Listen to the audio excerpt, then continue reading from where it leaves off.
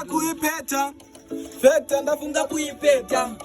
yo again pau ya koga ingowona nekusetuka ikufukefu atipinde nekumupuka wakale munyu wakafamba wachicheuka chingovanyie kozi bomba rinoputika wanguda ngoma ndinosunga unge maskuru ndine chisimba chekujima unge masuru chuni mubhegire padumbu unge kangarukura ya mabits na mabullet asekandonzi giri beti Phineas ndakadzingotyora ndiri special class naunda kutoona kunyeza serious zuro ndakabata dzondanzi ndabamanomas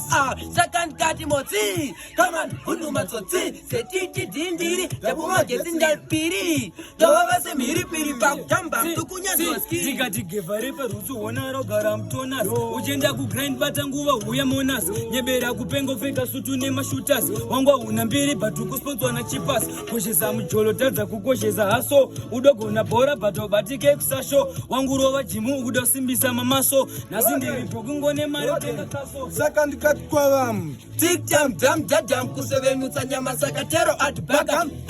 ndakachipetera pasikov ndakazitanga kare zvekupeka zvinaridhimu yo ndikudo ndiri babhuni mazinzwaka ndaivera mapikasi ndakachinjaka ndaive bedwesinaunda neka oyo ndanzi saka ndikati kopo kachipindi guka kazamakumbuka ziso richipinduruka chinzi bhama achitidhi rohwa bhutsu achitibhi rohwa zenya achitidhi chibhakira achitizi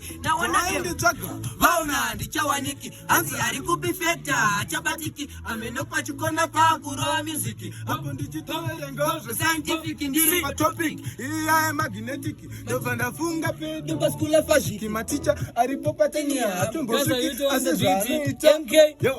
si mahighlights kutoona saka makazuma apa miwe kozi tinenge takudhuma chitori chipwa kuna betanix inojuma kusakudai but tikadzoma munobvuma now tinongoda time yekucreata mafolders kungovaka 10 tobva takanda malojas kakaka maflashi matondona